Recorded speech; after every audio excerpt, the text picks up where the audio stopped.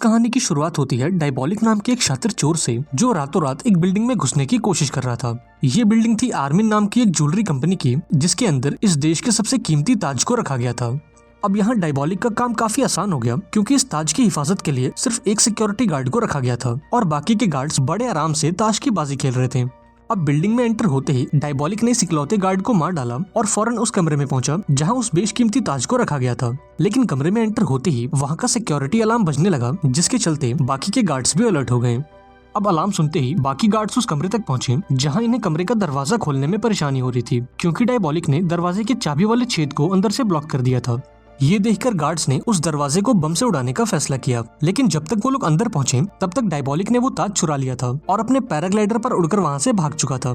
इसके बाद उसने एक चलती हुई गाड़ी पर लैंड किया जो उसकी गर्लफ्रेंड ईवा चला रही थी। इसके बाद वो गाड़ी में एंटर हुआ और ये दोनों उस बेशकीमती ताज को लेकर फरार हो गए।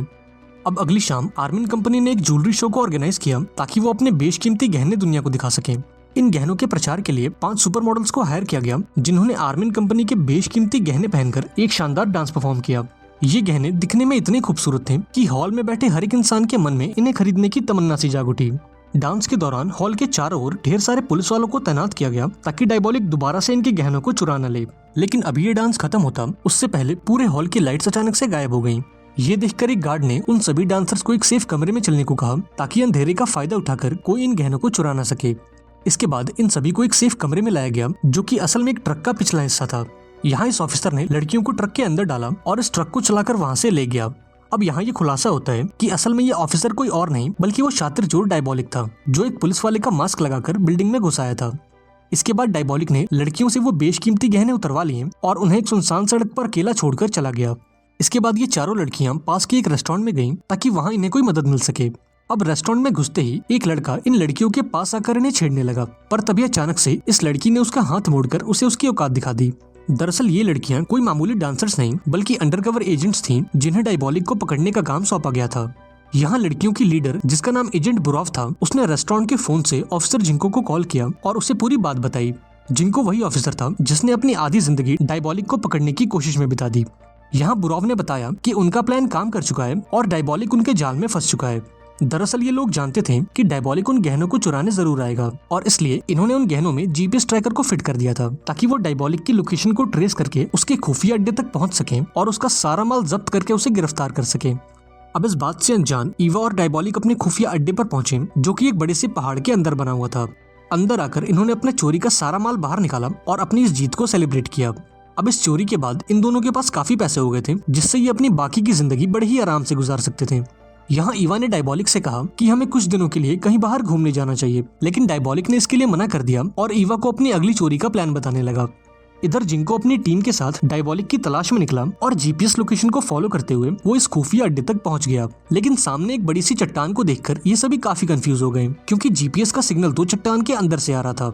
यहाँ जेंको ने उस चट्टान को बड़े ही ध्यान से देखा और अपने साथियों से उस पर एक डायनामाइट लगाने को कहा। इसके बाद जब धमाका हुआ तो इन्हें एक पतली सी सुरंग दिखाई दी जो सीधा डायबॉलिक के खुफिया अड्डे पर जाती थी। इधर डायबॉलिक और ईवा ने भी सीसीटीवी कैमरे में ये सारा नजारा देख लिया और अपना चोरी का सारा माल वहीं छोड़कर एक खुफिया रास्ते से भाग निकले। जब जेंको अपनी टीम को लेकर अंदर आया तो उसे डायबॉलिक और ईवा कहीं नहीं मिले, लेकिन तभी उन्हें वो खुफिया रास्ता दिखा और वो भी इन दोनों का पीछा करने लगे। अब भागते भागते ईवा का पैर कुछ पत्थरों के बीच फंस गया, जिसके बाद उसने डायबॉलिक से मदद मांगी, लेकिन जेंको को करीब आता देख डायबॉलिक ने ईवा को वहीं छोड़ दिया और फौरन वहां से भाग निकला। अब डायबॉलिक के इस धोखे से ईवा का दिल पूरी तरह से टूट गया और उसने अकेले ही अपने पैर को बाहर निकालने की कोशिश की, लेकिन जब तक उसने खुद को आजाद किया तब तक जेंको उसके काफी करीब पहुंच गया था। अब ईवा के पास कोई और चारा नहीं था, इसलिए वो एक चट्टान के ऊपर गई और नीचे बहती हुई नदी में छलांग लगा दी और इस तरह से डायबॉलिक और ईवा एक बार फिर जेंको के हाथ से निकल गए। इसके बाद जेंको की टीम ने डायबॉलिक के खुफिया अड्डे की तलाशी ली, जहां इन्हें ढेर सारी बेशकीमती चीजें मिली, जैसे कि ढेर सारा सोना, करोड़ों की पेंटिंग्स, ज्वेलरीज और भी बहुत कुछ। तभी जेंको को शहर के बाहर बनी एक पुरानी बिल्डिंग का नक्शा मिला, जो शायद से डायबॉलिक और ईवा का दूसरा अड्डा था। इसके बाद जेंको फौरन उस नक्शे वाली जगह पर पहुंचा और अपनी टीम के साथ मिलकर इस पूरे बिल्डिंग की तलाशी ली। इस दौरान एक ऑफिसर ने गलती से एक खुफिया दरवाजा खोल दिया जो सीधा बिल्डिंग के बेसमेंट में जाता था। अब बेसमेंट में आकर इन्होंने देखा कि ये वही जगह थी जहां डायबॉलिक अपने मिशंस के लिए अलग अलग किस्म के मास्क बनाता था। यहाँ जेंको ने अपनी टीम से किसी भी चीज को हाथ लगाने से मना कर दिया, क्योंकि उसे पूरा यकीन था कि डायबॉलिक अपने अगले मिशन से पहले यहाँ जरूर आएगा। अब अगले सीन में हम एल्टिया नाम की एक लेडी को देखते हैं जो कि वेलेंबर्ग शहर की रानी थी और ऑफिसर जिंको की गर्लफ्रेंड भी। इसके बाद वो जिंको से मिलने पहुंची, जहां बातों बातों में ही उसने अपनी शादी की बात छेड़ दी। इस पर जिंको ने कहा कि जब तक वो डायबॉलिक को पकड़ नहीं लेता तब तक वो ये शादी नहीं कर सकता। अब एल्टिया भी इस बात को जानती थी कि डायबॉलिक को पकड़ना जिंको का सबसे बड़ा मिशन है, इसलिए उसने जिंको का साथ दिया और शादी के लिए थोड़ा वेट करने का फैसला किया। इसके बाद उसने जिंको को अपनी पार्टी में इनवाइट किया, जहां वो अपना बेशकीमती नेकलेस पहनने वाली थी और इसलिए वो चाहती थी कि जिंको भी इस पार्टी में मौजूद रहे ताकि वो उसकी और उसके नेकलेस की हिफाजत कर सके। अब उस रात डायबॉलिक अपने खुफिया अड्डे पर पहुंचा, जहां दीवार में एक माइक लगाकर उसने अंदर मौजूद पुलिस वालों की बातें सुनी। पुलिस वाले अपनी ड्यूटी को चेंज कर रहे थे और अब पहरा देने की बारी ऑफिसर रोलर की थी। थोड़ी देर बाद डायबॉलिक ने बेसमेंट का दरवाजा खोल दिया और ये देखते ही एजेंट रोलर ने उस पर गोलियों की बारिश कर दी। हालांकि डायबॉलिक पर इसका कोई असर नहीं हुआ, क्योंकि इन दोनों के बीच में कांच की एक मोटी सी दीवार मौजूद थी। अब गोलियों की आवाज को सुनकर वहां मौजूद सभी ऑफिसर्स अलर्ट हो गए और फौरन बिल्डिंग के बेसमेंट में पहुंचे। यहाँ उन्होंने देखा कि रोलर जमीन पर बेहोश पड़ा है और डायबॉलिक अपनी मास्क वाली मशीन को चुराकर भाग चुका है। अब जब जेंको को ये बात पता लगी तो उसे अपने साथियों पर काफी गुस्सा आया, क्योंकि इनके रहते हुए डायबॉलिक उस बिल्डिंग के अंदर घुसा और इनके नाक के नीचे से वो मास्क वाली मशीन चुरा ले गया। अब अगले दिन जेंको के आला अफसरों ने उसे आगे के मिशन की प्लानिंग के लिए बुलाया। अभी ये लोग बातें कर ही रहे थे कि तभी इनके पास ईवा का कॉल आता है। ईवा इनसे कहती है कि मैं डायबॉलिक को पकड़ने में पुलिस की मदद करूंगी, पर इसके बदले में मुझे मेरी आजादी की गारंटी चाहिए। मेरी शर्त यह है कि आप मेरे ऊपर लगे सारे इल्जामों को खारिज करोगे और मुझे सही सलामत एक दूसरे देश में भेजोगे। यहाँ ईवा ने इन्हें सोचने के लिए आधे घंटे का समय दिया और फोन कट कर दिया। यहाँ जेंको के सीनियर को यह ऑफर पसंद आया और उन्होंने जेंको से इस पर अमल करने को कहा, क्योंकि अब पानी सर के ऊपर जा चुका था और इन्हें किसी भी कीमत पर डायबॉलिक को पकड़ना था। हालांकि जेंको इस बात से सहमत नहीं था और वो डायबॉलिक के साथ साथ ईवा को भी पकड़ना चाहता था। इसके बाद उसने अपने साथियों को एक प्लान बताया कि जब अगली बार ईवा मुझे कॉल करेगी तो मैं उसे अपनी बातों में उलझा कर रखूंगा और इस मौके का फायदा उठाकर तुम उसकी लोकेशन को ट्रेस कर लेना और हम उस तक पहुंचकर उसे गिरफ्तार कर लेंगे। अब आधे घंटे बाद जब ईवा ने जेंको को कॉल किया तो वो उसे अपनी बातों में उलझाने लगा और इस दौरान पुलिस की एक टीम ईवा की लोकेशन को ट्रेस करके उस तक पहुंच गई। उन्होंने देखा कि ईवा किसी खुफिया अड्डे से नहीं बल्कि सड़क किनारे बने एक फोन बूथ से कॉल कर रही थी। अब ईवा ने भी पुलिस को अपनी तरफ आते देख लिया और बड़ी सफाई से वहां मौजूद एक सुरंग से 9-2-11 हो गई और इस तरह से जेंको का प्लान एक बार फिर से फेल हो गया। इधर दूसरी तरफ एलेना नाम की एक लेडी ऑफिसर डायबॉलिक के अड्डे से मिले सामान की जांच कर रही थी और इस दौरान उसने ये नोटिस किया कि उन गहनों में से एक ब्रेसलेट कहीं गायब है। इसके बाद उसने जेंको को कॉल करके इसकी जानकारी दी और जेंको फौरन समझ गया कि वो ब्रेसलेट जरूर ईवा ने पहना होगा और इसका मतलब ये था कि वो अभी भी उसकी लोकेशन को ट्रेस कर सकते थे, क्योंकि ये वही गहने थे जिसमें उन्होंने जीपीएस डिवाइस को फिट किया था। यहाँ जेंको का अंदाजा सही निकला और जीपीएस को यूज करके पुलिस को ईवा की लोकेशन मिल गई। इसके बाद एजेंट रोलर फटाफट से उस लोकेशन पर पहुंचा और ईवा के सर पर बंदूक तान दी।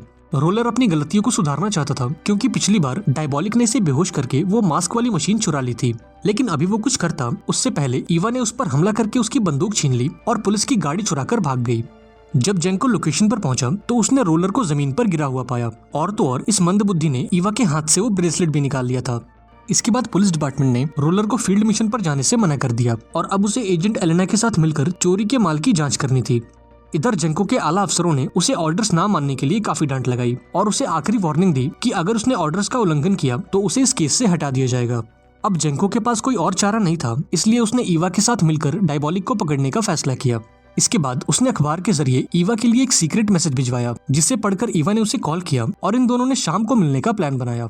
उस शाम ईवा ने जेंको को बताया कि डायबॉलिक हर हाल में अपना चोरी का माल वापस पाना चाहता है, इसलिए हमें अंडरवर्ल्ड में ये बात फैलानी होगी कि पुलिस चोरी का सारा माल किसी सेफ जगह पर शिफ्ट करने वाली है। जब डायबॉलिक को इस बात की खबर लगेगी तो वो अपना चोरी का माल वापस लेने जरूर आएगा। प्लान के मुताबिक हम एक बुलेट प्रूफ ट्रक को सिक्योरिटी के साथ बाहर निकालेंगे ताकि डायबॉलिक को लगे कि लूट का सारा माल इसी ट्रक में मौजूद है, जबकि असली माल तो एक खटारा सी दिखने वाली वैन में होगा ताकि किसी को भी उस पर शक ना हो। ईवा बताती है कि जब डायबॉलिक उस ट्रक का पीछा करेगा तो हम उसे एक सुरंग के रास्ते से होकर गुजारेंगे और जब डायबॉलिक उस सुरंग में आएगा तो हम उसे चारों तरफ से घेर लेंगे। अब जेंको को ये प्लान काफी पसंद आया और उसने अगले दिन से ही इस प्लान पर काम करना शुरू कर दिया। उसने एक अंडरकवर एजेंट की मदद से पूरे अंडरवर्ल्ड में ये बात फैला दी कि पुलिस चोरी का सारा माल किसी सेफ जगह पर शिफ्ट करने वाली है। इसके बाद वो अपनी गर्लफ्रेंड एल्टिया से मिलने गया और उसे बताया कि वो उसकी पार्टी में शामिल नहीं हो पाएगा, क्योंकि उस दिन उसे डायबॉलिक को पकड़ने जाना है। और रही बात उस नेकलेस की, तो वो उसकी सिक्योरिटी के लिए अपने सबसे काबिल अफसर को भेजेगा। फाइनली वो दिन आ ही गया जब जेंको इस प्लान को अंजाम देने वाला था। इधर दूसरी तरफ एल्टिया ने पार्टी के लिए शहर की सबसे काबिल मेकअप आर्टिस्ट को बुलाया और पार्टी में जाने के लिए तैयार होने लगी। इधर मिशन के लिए कमांडोज की एक टुकड़ी बनाई गई और उन्हें डायबॉलिक को पकड़ने का पूरा प्लान समझाया गया। इसके बाद ऑफिसर ने सभी से पूछा कि वो असली माल वाली खटारा वैन कौन चलाएगा। यहाँ रोलर कहता है कि असली माल वाली गाड़ी वो चलाएगा क्योंकि वो अपनी पुरानी गलतियों को सुधार कर खुद को साबित करना चाहता है। यहाँ एलेना ने उसे रोकने की काफी कोशिश की, लेकिन रोलर इसके लिए नहीं माना और खुद उस गाड़ी को चलाने का फैसला किया। इसके बाद लूट का सारा माल एक साधारण से वैन में डाल दिया गया और अब सभी लोग इस मिशन पर जाने के लिए बिल्कुल तैयार थे। अब ऑर्डर्स मिलते ही उस बुलेट प्रूफ ट्रक को भारी भरकम सिक्योरिटी के साथ बाहर निकाला गया और थोड़ी देर बाद रोलर असली माल वाली गाड़ी को लेकर उल्टी दिशा में निकल गया।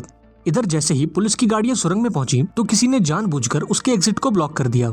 तभी अचानक से ये पूरी सुरंग धुएं से भर गई और इसी धुएं के बीच एक अनजान आदमी पुलिस की तरफ बढ़ने लगा।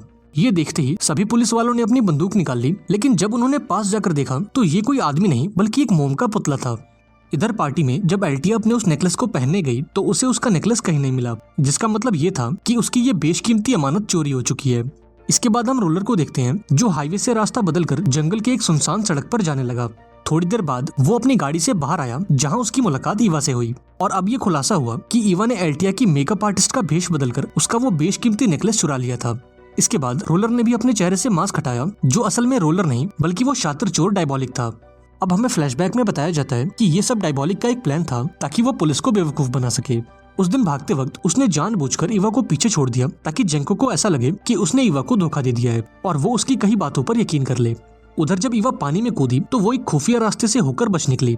इसके बाद जब डायबॉलिक का सामना रोलर से हुआ तो उसने रोलर को जान से मार डाला और उसके चेहरे का मास्क बनाकर उसकी जगह ले ली और इस तरह से डायबॉलिक ने पूरे पुलिस डिपार्टमेंट को बेवकूफ बनाया और अपना लूट का माल दोबारा से चुरा लिया। इधर जब जेंको को ये बात पता लगी तो वो पूरी तरह से टूट गया क्योंकि ना तो वो डायबॉलिक को पकड़ सका और ना ही एल्टिया का वो नेकलेस बचा सका। इधर ईवा और डायबॉलिक ने लूट का सारा माल चुराकर ये शहर छोड़ दिया और एक नए शहर में अपनी एक नई जिंदगी शुरू की और इसी के साथ ये शानदार मूवी यहाँ पर एंड हो गई। आई होप आपको ये कहानी पसंद आई होगी। अगर वीडियो अच्छी लगी हो तो इसे लाइक कर देना और चैनल को भी सब्सक्राइब कर लेना। मिलते हैं अगली वीडियो में, पर तब तक के लिए be safe and keep chilling.